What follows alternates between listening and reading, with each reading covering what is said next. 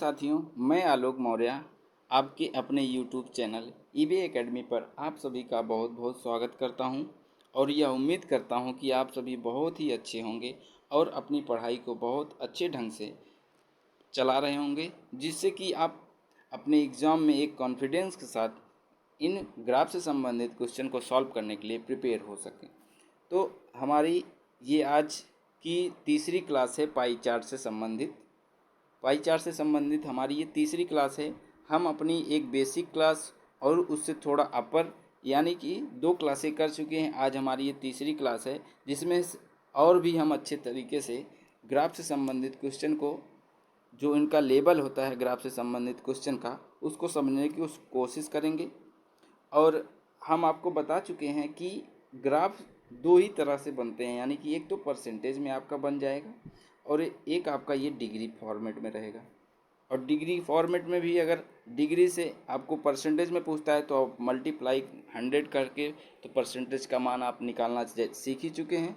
और यदि आपको परसेंटेज से डिग्री पूछता है तो आपको 1% का मान डिग्री में पता है, उससे आप मल्टीप्लाई करके डिग्री में उसका मान दे सकते हैं।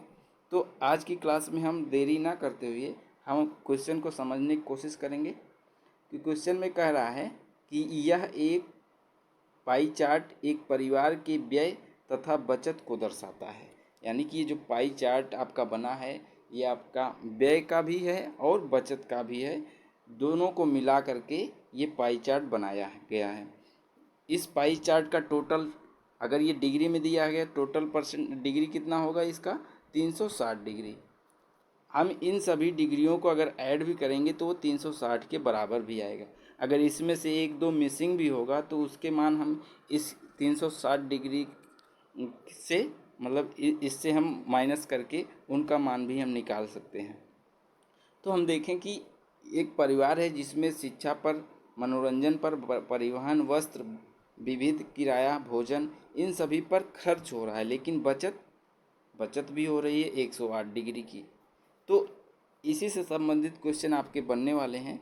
हम देरी न करते हुए हम अपने पहले क्वेश्चन की तरफ चलेंगे कि क्वेश्चन नंबर फर्स्ट हमारा कह रहा है कि भोजन पर व्यय की गई राशि शिक्षा तथा वस्त्रों पर मिलाकर, यानी कि शिक्षा और वस्त्र दोनों को मिलाकर की गई कुल व्यय राशि से कितनी प्रतिशत अधिक है।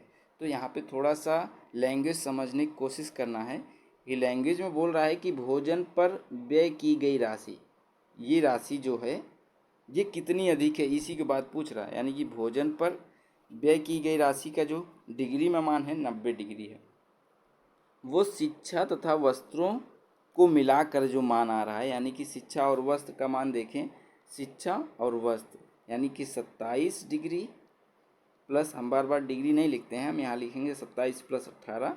इन दोनों को जब हम जोड़ते हैं तो किसके बराबर आएगा 45। 8 7 15, 2 1 3 1 4, यानी कि 45 डिग्री के बराबर आया। शिक्षा और वस्त्र का जो व्यय है वो 45 डिग्री के बराबर आया। तो पूछ रहा है कि भोजन पर खर्च इस 45 डिग्री से कितना अधिक है, कितना अधिक है वो भी प्रतिशत में। तो ये तो हमारे शुरू की क्लास से शुरू होकर के सारी चीज़ें हम आज तक भी यही चीज़, मतलब या तो डायरेक्ट परसेंट निकालने को पूछता है, या कितना अधिक प्रतिशत है, कितना कमी प्रतिशत है, यही हमसे पूछता है, या औसत पूछ लेता है। तो यही सारे क्वेश्चन आपको घूम फिर के आने वाले हैं, इसलिए आप इन सभी से बहुत घबराएं ना। तो देखें कि ये 90% 45% से कितना अधिक है, तो सबसे पहले हम माइनस करेंगे और बटे में क्या जाता है, किससे अधिक है। ये जो 90% है ये 45 से अधिक है कि 90 कि 45 90 से अधिक है। 45 तो 90 से कमी है, यहाँ तो कमी हो जा रही, यानी कि जिससे अधिक पूछ रहा है, यानी यहाँ अधिक पूछ रहा है तो हम सिर्फ यही दिमाग वहाँ पे लगाएंगे कि किससे अधिक हो रहा है। किससे अधिक हो रहा है 45 से, यहाँ पे क्या आने वाला है 45, बिना सोचे समझे, यानी कि बस यही हमको याद रखना है किससे अधिक हो रहा है किससे कम हो रहा है। अब यहाँ गुणे 100 कर देंगे, चूँकि हमको परसेंटेज निकालना है इसलिए 100 से मल्टीप्लाई। और यहाँ डिग्री का मान है, यहाँ भी डिग्री का मान है, तो उससे कोई फ़र्क नहीं, ये 90 में से 45 जब होगा माइनस तो कितना हो जाएगा 45, और नीचे भी कितना है 45 गुणे 100। अब हम देखें 45 से 45 कट गया, आ गया 1, यानी कि 100 का 1 में गुणा हुआ तो कितना आ गया 100%। यानी कि भोजन पर व्यय की गई राशि शिक्षा तथा वस्त्रों पर मिलाकर जो व्यय हो रहा है उनसे कितना प्रतिशत अधिक है, 100% अधिक है। तो हमारा राइट आंसर सी हो जाएगा। Next question, question number 2। हम देखते हैं कि क्वेश्चन नंबर 2 में क्या कह रहा है। कह रहा है आय मिस्टर राव अपनी आय के कितने प्रतिशत की बचत करते हैं। यानी कि ये जो परिवार है ये मिस्टर राव का है। भाई यहाँ नाम देने के मतलब है कि ये जो परिवार का जो खर्च या व्यय आ रहा है, बचत आ रहा है, वो मिस्टर राव के परिवार का है। तो मिस्टर राव अपनी आय के कितने प्रतिशत की बचत करते हैं। अब आप सोचेंगे सर इनकी आय तो दिया नहीं है, तो ये तो दिया है ना, ये जो टोटल दिया है इसमें बचत भी है, इसमें व्यय भी है। तो जो आय होती है, आय बराबर क्या होता है, आप जो व्यय करते हैं प्लस जो बचत करते हैं वही तो होता है। जैसे आपके पास 100 रुपये था, आपने उसमें से 50 रुपये खर्च कर दिए और 50 बचा लिए, तो इन दोनों को भी ऐड करेंगे तो भी तो आपका 100 आएगा। यानी कि जितना आपकी आय थी उतना ही आपकी इन दोनों को भी जोड़ने पे आ गया। यानी कि इससे ये समझा जा सकता है कि जो आय होती है वो आपके बचत और व्यय के योग के बराबर होती है। तो इसमें बचत भी है और योग भी है। यानी कि ये जो व्यय है इतना इतना व्यय है और ये 108 डिग्री बचत है। इन दोनों को जोड़ेंगे यानी कि इस टोटल सर्कल का मान कितना होगा 360। यही इनका आय है। जो मिस्टर राव जी हैं इनका आय क्या है 360 डिग्री। अब आपसे पूछ रहा है 108 यानी कि जो बचत है वो कितना प्रतिशत में है। तो इसका सिंपल सा फार्मूला ये है कि जैसे आप हाई स्कूल में थे तो आपका टोटल मार्क्स कितना था 600, आप टोटल मार्क्स में से कितना पाए थे, मान लीजिए 300 पा गए। 300, अब ये 600 में आपने 300 पाया तो कितना प्रतिशत हुआ, प्रतिशत ले क्या करेंगे 100 से गुणा करेंगे, 0 से 0 कटेगा, 6 से जब भाग करेंगे 6 पंचे 30 यानी 50% आप पाए। यानी कि आप टोटल जो 600 मार्क्स थे उसमें से आपने 300 पाया तो 50% आपके क्या हुए मार्क्स आ गए। उसी तरह से यहाँ मिस्टर राव की भी बात है, इनकी जो टोटल आय थी वो 360 डिग्री थी और जो इनका बचत है वो 108 है। इसका हमको परसेंट निकालना है इसलिए 100 से गुणा करेंगे बराबर। इसको जब हम काटते हैं तो 0 से 0 यहाँ कैंसिल कर लें। हम देखें कि 36 से अगर हम इसको काटते हैं 36 एक के 36 और 36 का 3 बार अगर हम ले जाएं, वैसे तो 36 का पहाड़ा किसी को नहीं आता, लेकिन आप कैलकुलेशन में जान सकते हैं कि 36 में अगर हम 3 का गुणा करते हैं 3 छक 18 और 3 तिरिक का 9 एक 10 108 आ गया। यानी कि 3 बार में कट गया। अब 3 का और 10 में मल्टीप्लाई कर देंगे कितना हो जाएगा 30%। हम प्रतिशत निकाल रहे थे यानी कि हमारा आंसर क्या आ जाएगा 30%। नेक्स्ट क्वेश्चन, क्वेश्चन नंबर 3 देखते हैं। क्वेश्चन नंबर 3 में कह रहा है कि यदि मिस्टर राव की कुल मासिक आय 7200 रुपये है। यहाँ आप परसेंटेज नहीं यानी कि इनका पूरा आय दे दिया कि इनका आय कितना है टोटल 72,000 रुपये ये पूरा आय कमाते हैं एक महीने में। तो वह कितनी राशि मकान के किराए में देते हैं। भाई ये भी तो व्यय ही है ना। मकान के किराए में कितना प्रतिशत नहीं दिया है, यहाँ डिग्री दिया है तो कोई दिक्कत नहीं। डिग्री में दिया है तो हम डिग्री से डिग्री को निकालेंगे ना, डिग्री से उनका हम मान निकालेंगे कितना होगा। यानी कि जो ये 72,000 दिया था अगर ये परसेंटेज में दिया होता तो इसको हम 100% बराबर कितना कहते 72,000 कहते। लेकिन अगर ये डिग्री में दिया है तो हम इसको किसके बराबर रखेंगे 360 डिग्री बराबर कितना 72,000। समझ में आ रहा होगा मुझे लग रहा है कि अगर ये परसेंटेज में दिया होगा तो 100% को हम इसमें रख के 1% का मान निकाल लेते। वैसे हम यहाँ क्या करेंगे कि पूरे डिग्री का टोटल डिग्री का मान रख के उसके बराबर रख के यहाँ से हम 1 डिग्री का मान निकाल लेंगे। तो हम जो हमसे ये पूछा गया है कि मकान किराए में कितना खर्च करते हैं, मकान किराए में ये 54 डिग्री खर्च करते हैं, तो उसमें हम एक डिग्री के मान से गुणा कर देंगे तो हमारा आंसर आ जाएगा। तो हम देखते हैं कि ये 360 डिग्री किसके बराबर था, 72,000। बहुत ही इजी होते हैं ऐसे क्वेश्चन। 0 से 0 कैंसिल, 36 दूना 72, यानी कि 1 डिग्री का मान कितना आ गया, 200 रुपये। भाई 1 डिग्री का मान कितना आ गया, 200 रुपये। अब हमसे 54 डिग्री का मान पूछा है तो हम 54 गुणे क्या कर देंगे, 1 डिग्री के मान से गुणा कर देंगे।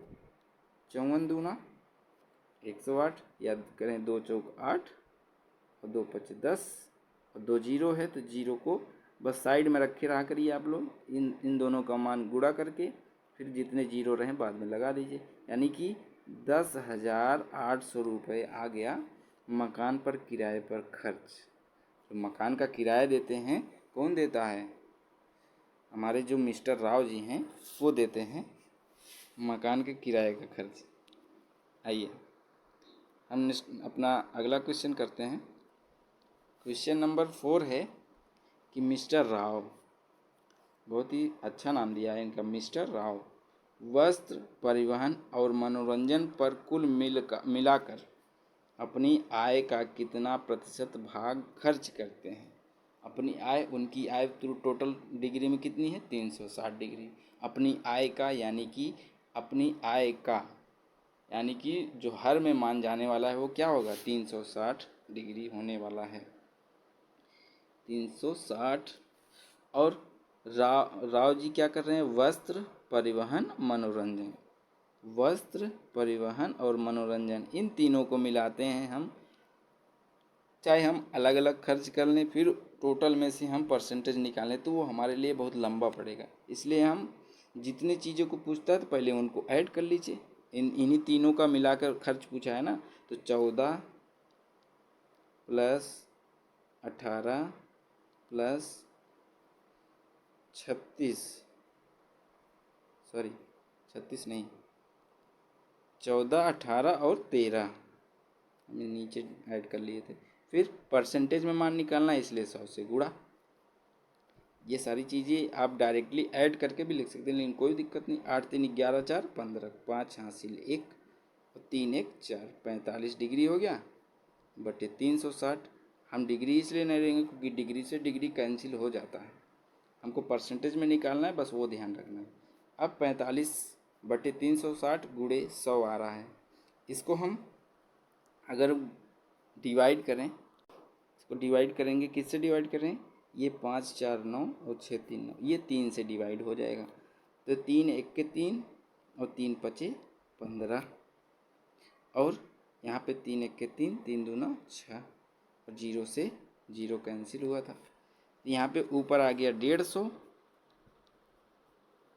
और नीचे कितना है 12, 150 बटे 12। जब 12 से हम डिवाइड करेंगे तो क्या आएगा, 12 1 के 12 बचा 3, 30 हुआ, 12 दूनी 24 और बचा कितना 6, यानी कि जो बचता है शेष वो सही में, क्योंकि हमको सही में मान निकालना है। या 12 सही। अब देखिए, अब यहाँ लगाने की ज़रूरत नहीं कि सही में क्या आने वाला है, यहाँ से हम डायरेक्टली आंसर करने वाले हैं, क्योंकि ये 12 आ गया तो यहाँ पे तो 12 है नहीं, ये भी नहीं होगा, ये भी नहीं होगा और ये भी नहीं होगा।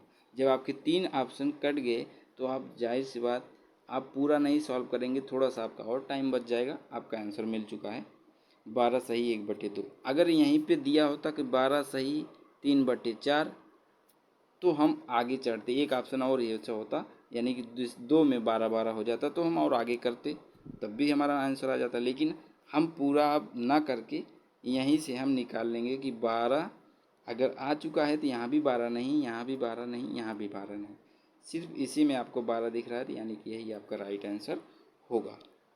नेक्स्ट क्वेश्चन,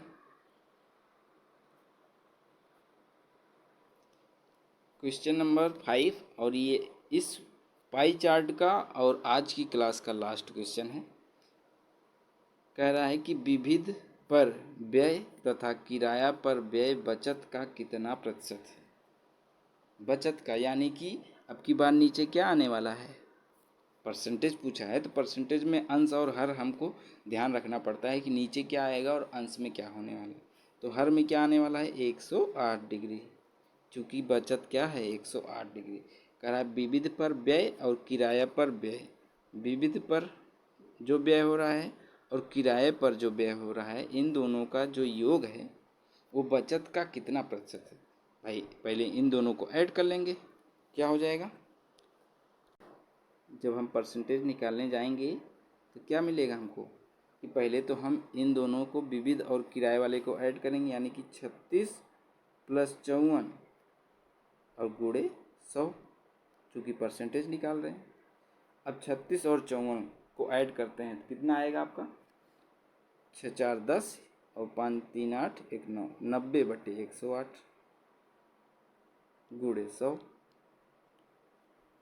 अब आप इसको डिवाइड करेंगे किससे, 8 1 9, इसको अगर आप 3 से भी कट जाएगा, इसको हम 18 से काट लें, 18 × 5 = 90 और 18 × 6 = 108। तो आ गया ऊपर आपका टोटल। इसको अगर हम और काटें या हाँ इसको काट सकते हैं, 2 से काट लें, 2 3 6 और 2 50, 50 का 2 बार गुणा करेंगे 100 आएगा, यानी कि ऊपर 50 और 5 कितना हो गया, 50 में 5 का गुणा करेंगे 250 आ जाएगा, और बटे नीचे बचा है 3, तो इसका अब मान आएगा हमारा, जब हम 3 का इसमें 3 8 24, यानी कि देख रहे हैं हम 8 इसमें भी है इसमें भी है, तो अभी तो और आगे करना पड़ेगा। थोड़ा ऑप्शन को ध्यान रख लिया करिए, जब थोड़ा कैलकुलेटिव हो तो कभी कभी ऑप्शन में 3 चीज़ अलग होती है तो हमारा तुरंत आंसर मिल जाता है। तो 3 8 24, अब यहाँ बचा 1, यहाँ हो गया 10, 3 3 का 9, अब देखिए 3 3 का 9, अब 83 आ गया, जो ये तो पहले कट चुका था, यानी कि इसमें 81, ये भी कट, ये भी कैंसिल, यानी कि अब राइट आंसर हमारा यही हो जाएगा। तो हमको आगे लगाने की ज़रूरत नहीं पड़ी, हमारा आंसर भी आ चुका है।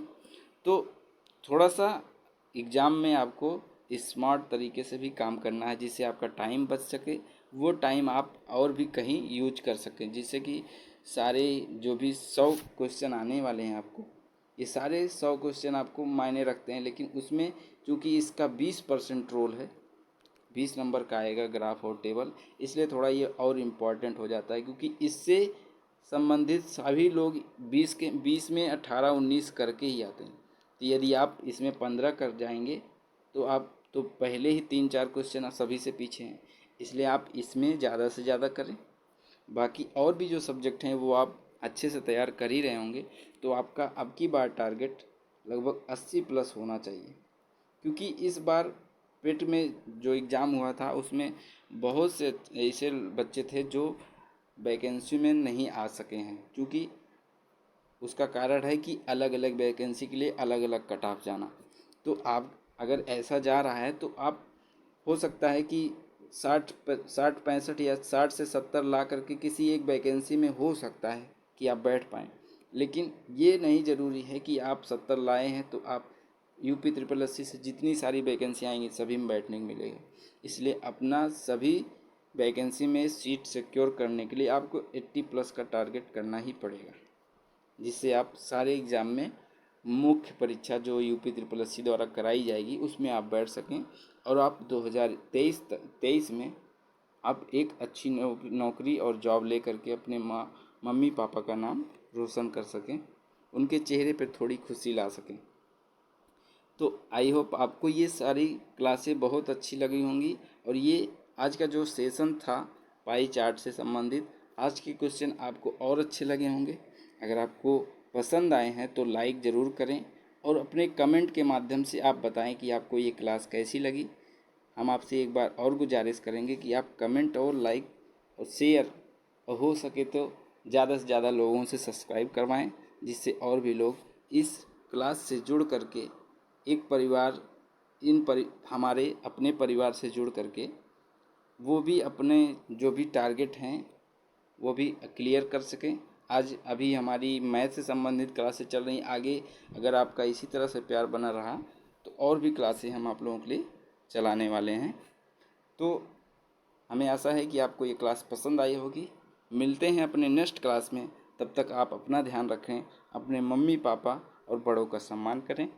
मिलते हैं कल नेक्स्ट क्लास में, तब तक के लिए जय हिंद।